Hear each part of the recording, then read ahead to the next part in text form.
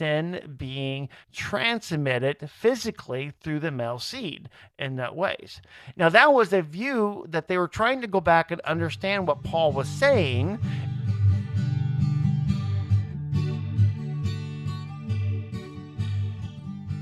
Hey, welcome to Fractured Faith, the Mosaic of Belief. This is your host, Joshua Hopping, and I am actually here by myself today. First of all, I do apologize for the week delay. I know it was supposed to get out last Monday. Some scheduling conflicts and life has been life, so we kind of backed off a week. It is just myself. Angel was not unable to join us, but I am going to continue on without her in this episode.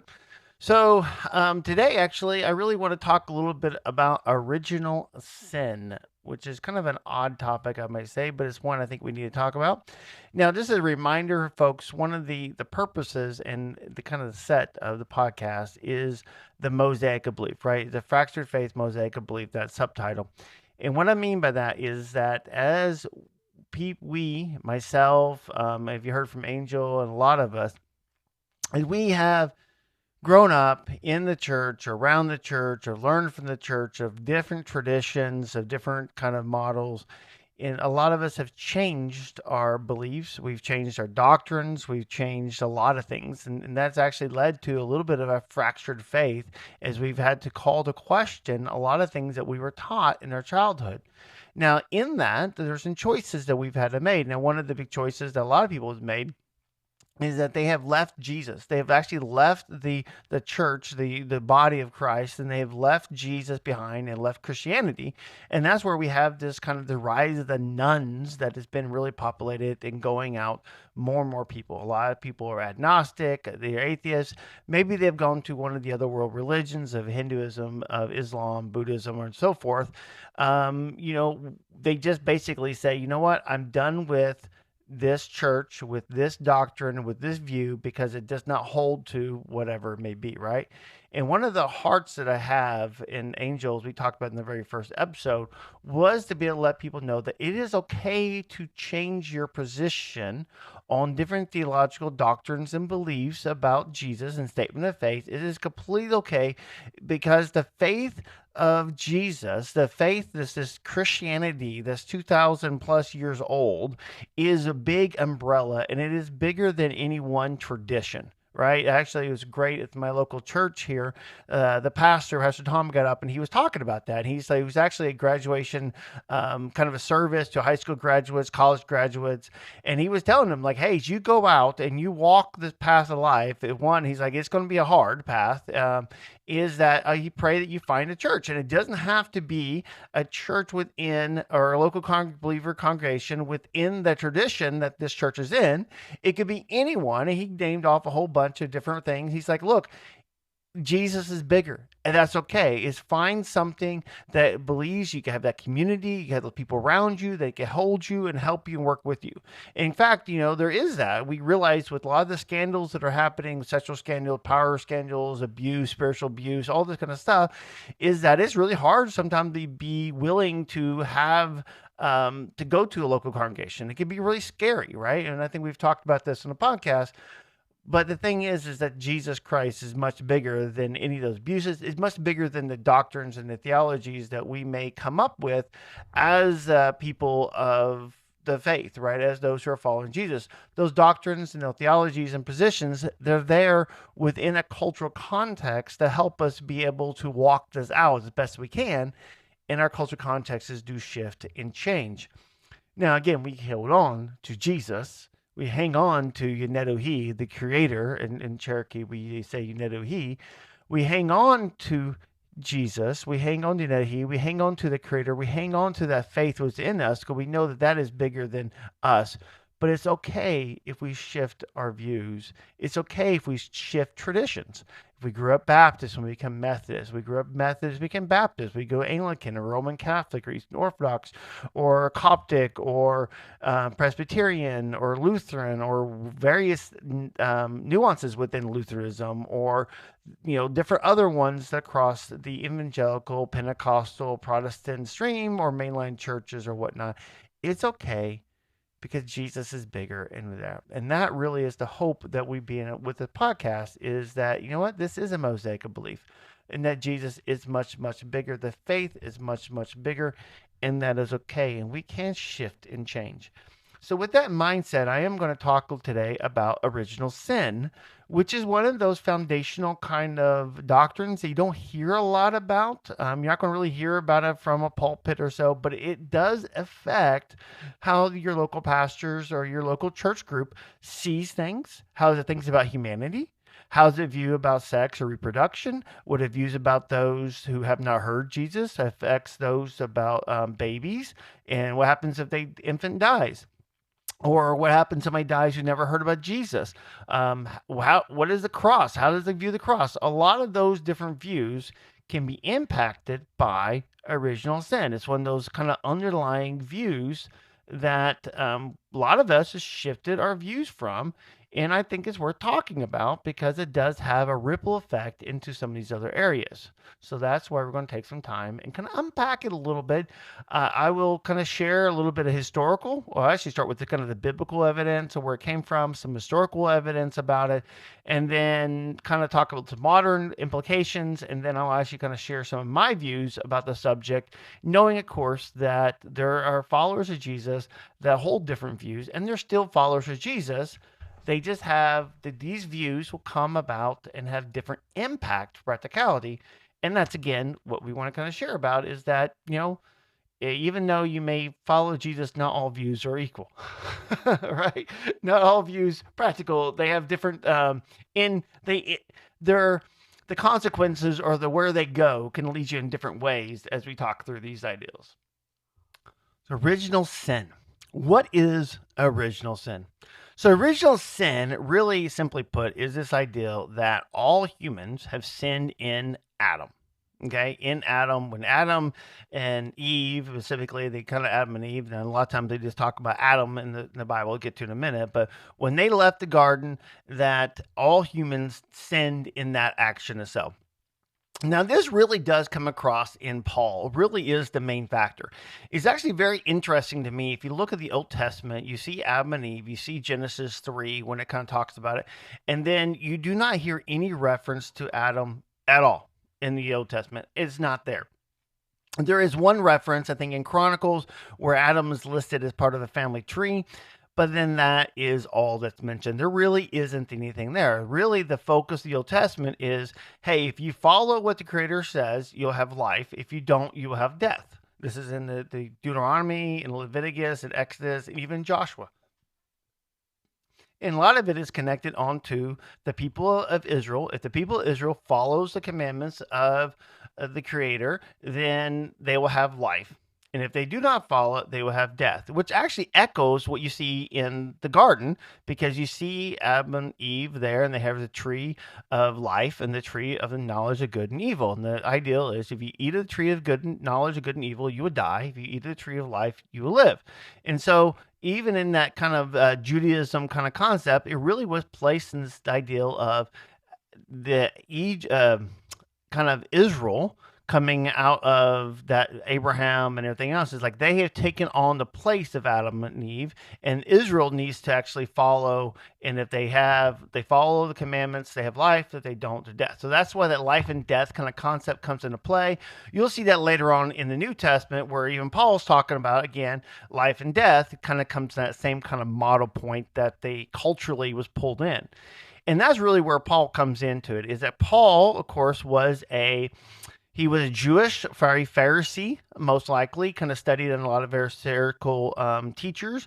And he was a Pharisee of the Pharisees, he even describes himself. He's very religious. He was also a Roman citizen. So he actually grew up in Tarsus, a Roman city outside of the kind of the Jewish area. He was kind of up north in modern Turkey. And he becomes the apostle to the Gentiles. And that really was what his focus was on, is being able to take this message of Jesus of Nazareth, this crazy, the resurrected God who came down and met Paul on the road to Damascus. And he's like, man, everything has changed. He goes off in desert for 13 years. He comes back and he's like, I got to tell people about this message.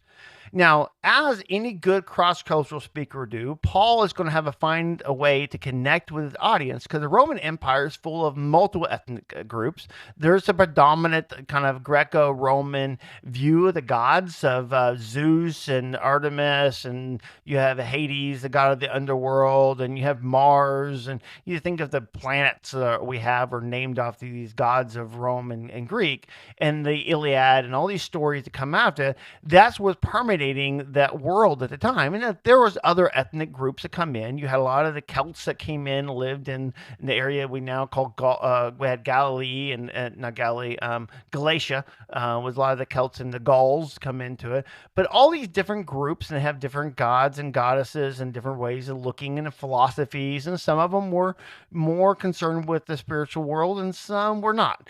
And he had to really kind of tie us together. And you really see this in Athens, as modern Greece.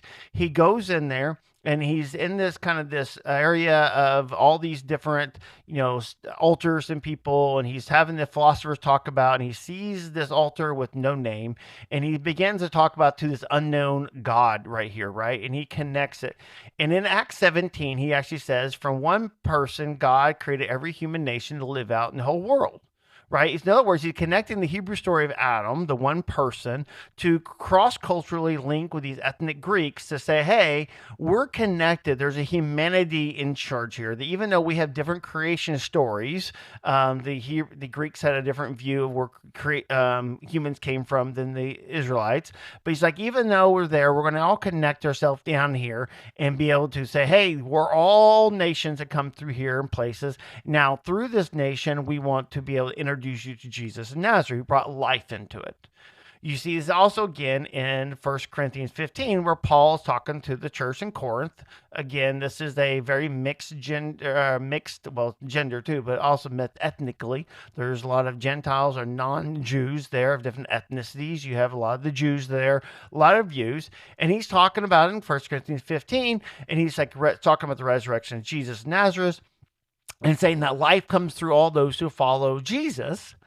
And he's saying in verses 21 and 22, it says, since death came through a man, the resurrection dead also comes through a man. As in Adam all die, so in Christ all may be made alive. So he's trying to connect this to be able to say, hey guys, we were all in this together.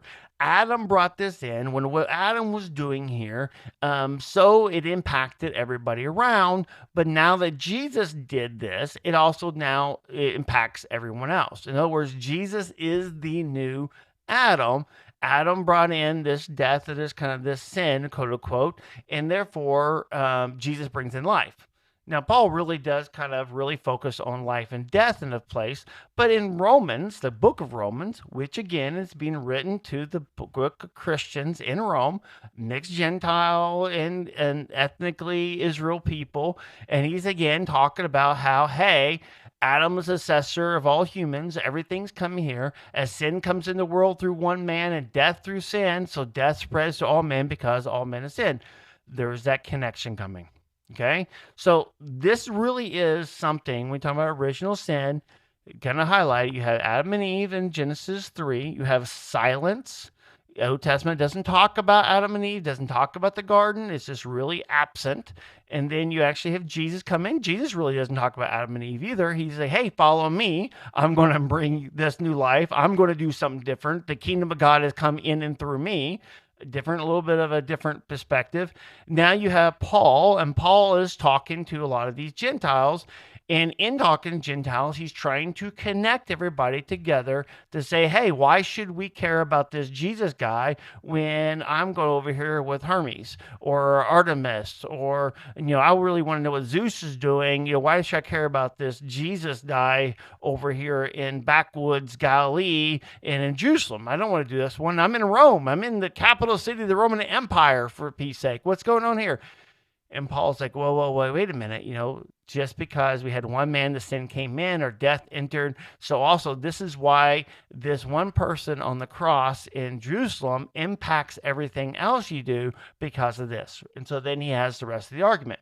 And you have to go back and read, you can read the New Testament and Romans and in Corinthians and kind of see how he does that. But that is the beginning, kind of that biblical background to original sin. Now, an original sin comes into it for the first couple hundred years. And that's only this places. A lot of this doctrine doesn't come out of just out of the sky somewhere. This is that takes years and years of development. So for the first couple hundred years, really the focus of the church was who was Jesus Christ? Who was Jesus of Nazareth? Was he God? Was he not God? If he was God, how does that mean with monotheism, with him being God being one, and but then there's two, and what does that look like, and how does that play? What's the Holy Spirit? Is he humanity? Is it this? Is it that? And so that really was the focus of the first couple hundred years. And in that one, usually we don't really have a concept of original sin. There in the first and second century, you had a Diad, which was this kind of book of rules for Christians. It's Didache. I am not a Greek scholar. Do not convince me with that. I have my master's of theology and culture, but not in Greek, and I cannot pronounce it. Even pronouncing actual English words is so hard enough for me. But the Diache, I'll just kind of go with it there. Was a first century kind of book about it, and it talks about this belief that children were born sinless coming into it. You had other books of the Shepherd of Hermes, the Epistle of Bartimaeus. Also, at a time that has assumption of children being sinless. In the Old Testament, you really kind of have this idea that children really, again, there's no like this inherent guilt or sin coming down from it. You do have in the Old Testament idea that God is a righteous judge, and he will, the blessings will cast down from 1,000 generations.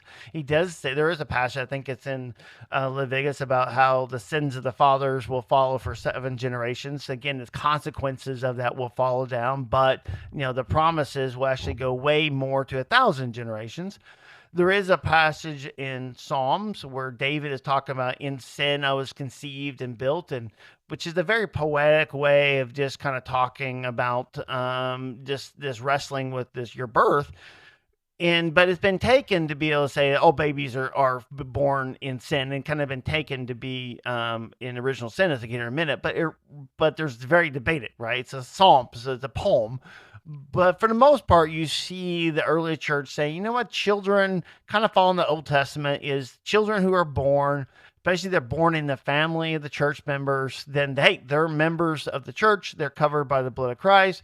The very communal in that aspect. That's why when you have like the Roman centurion, him and his household follows Jesus. When Paul comes out of the garden, the jailer there, all the household follows. So you have a communal aspect to the ancient world that in our very individualistic Western United States world, we tend to separate and say, I just talk about Joshua. I just talk about this or that. I don't really focus on how I'm connected to the rest of the world. I'm focused on me.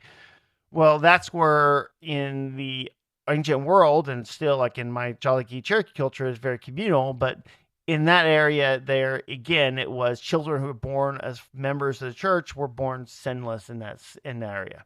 So that really was the view of the first 200-300 years.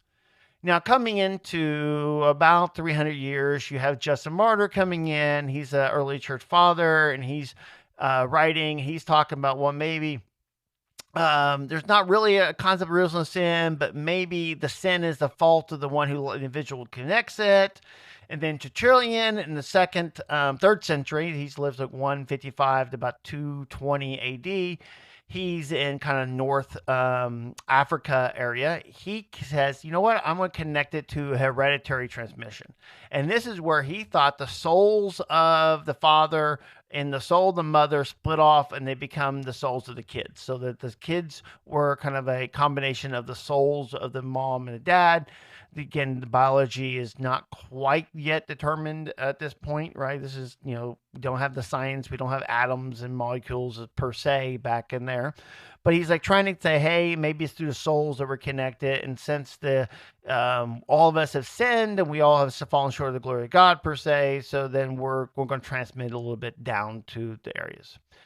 And then you get into the 3rd and 4th century with this gentleman by the name Augustine of Hippo.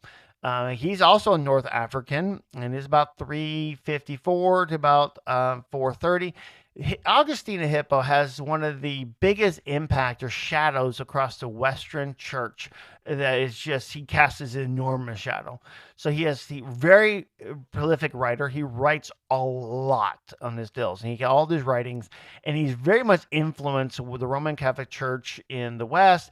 And then Martin Luther, who started the Protestant Reformation. He was an Augustinian monk, so he studied Augustine. A lot of the ideals that come in Lutheranism that connect to the Protestant Reformation come from Augustine. John Calvin actually studied, was very much connected in with Augustine, really loved Augustine's writings, and transmitted a lot of stuff into the Reformed Church that then went on to really impact a lot of what we see in a modern Protestant evangelicalism that we have right now.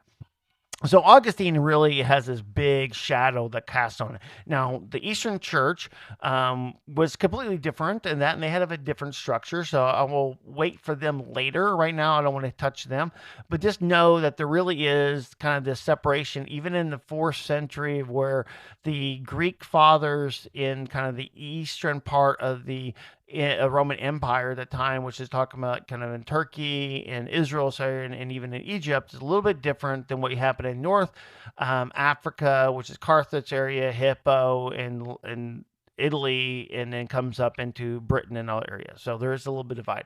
All right. I know I kind of go off. I apologize. I need Angel here to kind of keep me from being too nerdy on this podcast. But anyway, Augustine, he was a playboy. He liked, had a lot, before he really followed Christ, he was a very big playboy, lots of women, lots of parties and wine, and really was out there a lot. And then when he became a Christian, he pulled that energy right into what he was doing in the ministry and really focused. In a lot of ways, I think he almost went too far, because he definitely has kind of a negative view towards sex and view of different lifestyles, and just it's almost, I always kind of refer him to, like, sometimes when you have somebody who got off of drugs or alcohol, you lose your grace for people who actually are in that situation, because you're like, hey, I pulled myself up, why aren't you pulling yourself out? He almost has that kind of viewpoint. But in his deals, one of the things he had was he really kind of locks in and says sin is physically transmitted via the male seed during the intercourse event. So he's like, every person who has a male father has sin in their life, because it's actually physically tied to it. It's not the soul that maybe Tertullian thought, which is about 200 years before Augustine, in the same basically area Africa. But he's like, no, it's not the soul. We know more that. We know that things are people get pregnant and stuff by through the semen and through intercourse. We understand that now through science back then. So that is where the sin is, that physically transmission of it. Now, since Jesus didn't have a physical father, because again, the Virgin Mary, therefore he didn't have sin. Now, all the sin there rests on Mary at that point, but it didn't transmit to Jesus because he didn't have that male father, because it's only the males that actually transmit it.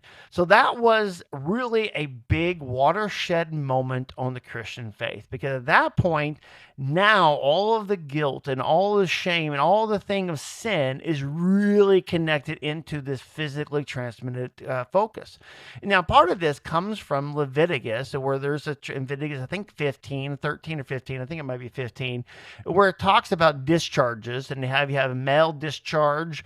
They have semen, basically, it's unholy, and they have to clean up and be purified before they go to the temple. If a woman has her menstrual cycle, then there's certain cleanings and stuff that to be done, right? So there's a lot of this purity area in Leviticus, and that does call this discharge of anything, whether it's normal, kind of the normal semen coming out, or if it's abnormal, which is a kind of an illness or disease. All of it's unclean, and has to be need to be purified. So Augustine's taken this Hebraic kind of view of this concept of nature and being like apply it directly to the sin. Now, what the physical kind of ramifications of this is that since sin is physically transmitted during intercourse, that intercourse is actually a sinful act. It is now a sinful act, and there really is no reason for that to be holy, really, because it's a sinful act. Now, the church wrestled with it, and they decided, you know what, if it's done in a way to produce offspring, we love children. Children need to be reproduced. We will allow it to be done in that place, but we're really not going to allow this to be able to go for pleasure, right? So, in how that is. So even to this day, when you think about birth control and the Roman Catholic views on birth controls, which are a little bit more consistent, I think, than evangelicalism, but that's again another topic, which I think we actually covered a little bit earlier in one of our earlier podcasts about birth control and abortion. But needless to say is that the ideal that sin can be physically transmitted affects how they view the act of intercourse, the act of birth control, and what was happening.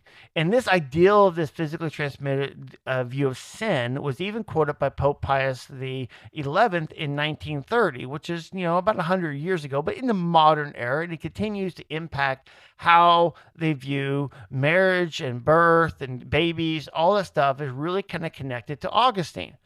Also, this ideal of pure sex being sin being transmitted through sex can actually influence the purity culture of the evangelical. Like I said, Luther, Calvin, a lot of people were really influenced by Augustine, and they really took this ideal of original sin being physically transmitted to really impact what they thought about a lot of things. So the purity culture and a lot of things that kind of associate with that is all kind of connected to this ideal of sin being transmitted physically through the male seed in that ways. Now, that was a view that they were trying to go back and understand what Paul was saying, and they were trying to read the scriptures, and they were trying to make sense of it to try to actually impact and try to figure out things. And so they were trying to come up with this. But some of the issues that they resolved, which was understanding how the cross works, how Jesus worked, ended up actually causing other problems down the line. It wasn't that they were trying to cause these problems, it wasn't trying to cause different issues, but it inadvertently did through the being able to latch onto this particular ideal. So if we kind of continue on this one, you see Luther again, he picks up on this one. He actually then talks about how the guilt of Adam is really increased. The moment of conception, everybody's sin.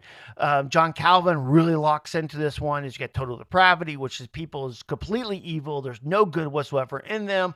All humanity is sinful for the moment they do, right? And it's like locked in. This is why you see some people say, well, the moment a child is born, or conceived and born, they're sinful, they're evil, they're worms, so to speak. I've heard that preached for areas because that sin's been transmitted to them, that humanity in its state is completely broken. Because of what Adam and Eve did, we're completely broken, and there is absolutely no goodness in it. Now, that is really, Calvin, really, like I said, really took it to the extremes in total depravity, which I think will probably be another episode in itself. But you see how this ideal of original sin is starting to influence other areas, and how do I feel things and how it places, right? Now, other areas and other scholars will kind of be different word. Anglicanism and Methodism, they talk about, well, our human nature is corrupted and inclined for evil, but our physical body, we're still made in the image of God, but we have this corrupted, inclined nature to humans. So they're splitting up between the nature and the kind of the transmissions of it, right? And so you have that coming into it. Now, I mentioned to you a little bit about how the Eastern Church was a little bit different. So the Eastern Church never did lock into Augustine and Hippo's notion of original sin and guilt that's being hereditary. They just never did. That wasn't an argument that they were really concerned with, because Augustine was fighting with the guy Pelagius. I'm getting nerdy again. I'll leave that out. But they just never did it. So for them, they really say, you know what, we deny that humanity is inherited any guilt or fallen nature from anyone. Rather, humanity inherits sin's consequences in a fallen environment. Now, I'm going to read a passage here from Bishop Callisto Ware, the book called Orthodox Way. This is a classic that's been around for many decades, and he's Eastern Orthodox writer and thinker. And he actually says that the doctrine of original sin means rather that we're born into an environment where it's easy to do evil and hard to do good. It's easy to hurt others, hard to heal their wounds, easy to arouse men's suspicion, and hard to win their trust. It means that we are each of us unconditionally in by the solidarity of the human race in its accumulations, wrongdoing and wrong thinking, and hence wrong being. And in this accumulation of wrong, we have ourselves added by our own deliberate acts of sin, and the gulf grows wider and wider, to unquote. So in that one, which I love that passage, and I think there's really, I'll kind of show my cards here. I think it's definitely a better way of looking at it, is that the consequences of sin have to continue to multiply and go over and over. And as humans, we are always tied with each other. We're never just an island separated alone, right? Even if you are an island, if the water splashes over here, I throw one rock into one water, is a ripple effect going to hit the other island, right? So we are all intertwined people. And the effects and the consequences of sin, the consequences of Adam and Eve's decision has cascaded down. The consequences of all of our actions have cascaded and had rippled down. And, I think about my own life, and I think about my own family. I've seen kind of this ideal of anger and bitterness that has kind of went from father and from parent to child, right? So one family member gets really mean, they treat their kids a certain way, and the kid's kind of theirs, and that vibe happens, that kid rose up, that anger then, if they don't know how to deal with it, then gets cascaded down to the next one, the next generation, and over. So you see some of these families that are trapped in these cycles of trauma and cycles of abuse because they don't know any better, right? And it's only really through a time when somebody has to break that cycle and they get help by the grace of God, or that they be able to break out of that and something else changes. So those are the consequences that are then kind of cascading down. And so that's what I really like of that one, because it's not the nature of us being done. In fact, to say that God made us good in the garden, and he never says that we are evil in the sense of our nature and places. No, we're made in the image of God. That goodness has never been removed, but the consequences is there. And why we need Jesus, we need the healing of unity. We need to be able to have this impact, because we live in an environment where it is easy to hurt others. It is easy to hurt. We live in a world in which we celebrate, being taken abuse of, or we celebrate greed. We celebrate taking over and having it. Like my desires are more important than your desires, and it's easy to fall prey to that. It's easy to say, I want this, I want, instead of give it away, right? It's easy to live in a world where payback matters and not forgiveness. So we live in that world, the consequences of that.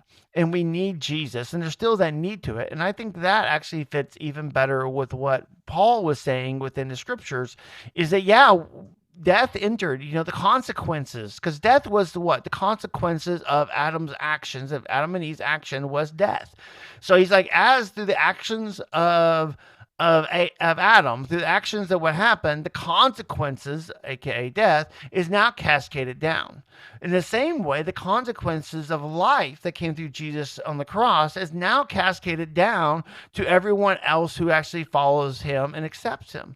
And so that view, I think, changes the way I look at humans. So I can look at humans and say, you know what? These all humans across the world, no matter what ethnicity, what gender, whatever sexuality, they all are people made in the image of God, and they are holy and they're beautiful and they're just amazing people. Now, they live in an environment where, again, it's easy and the consequences are on them. We see the consequences on our kids and so forth. And so, I really do hope, and I really do believe that everyone who listens to this podcast, everyone who I come in contact with, will find glory in Jesus Nazareth, because I think Jesus Nazareth is this amazing incarnated God that comes down to show us the way and to break the bondages of sin and evil and bondages. Now, again, that is where we're at, but it doesn't mean that I'm kind of off from preaching here a little bit. So we still need Jesus, right? It's kind of the part, right? But when we look at how, we look at reproduction, we look at intercourse and sex and things like that, can be a holy and good thing. That's part of nature. That is part of nature. Animals, we reproduce. Plants reproduce. Life reproduces. And this is a good thing. I don't quite understand why the culture of the Middle East at that time of Israel was very negative in this sense. It was very patriarchal, very much of being able these holiness rules and stuff. Some of that stuff doesn't make sense, especially from a Cherokee and Delegate kind of viewpoint of which we celebrate life. For a woman, menstrual cycle was something of power and glory and to be revered. This was something not to be something that was not to be ashamed of, not to be something to be cast aside. It was something, it wasn't unclean, as the Hebrews put it, but it was something clean and powerful and holy. It was life being done in the blood of the womb that coming out. And that is a very much impact of it. So, from a Cherokee view, you look at it, it's like, man, this doesn't make sense of why this Augustinian view of transmitting, sin through the semen, it doesn't make sense, right?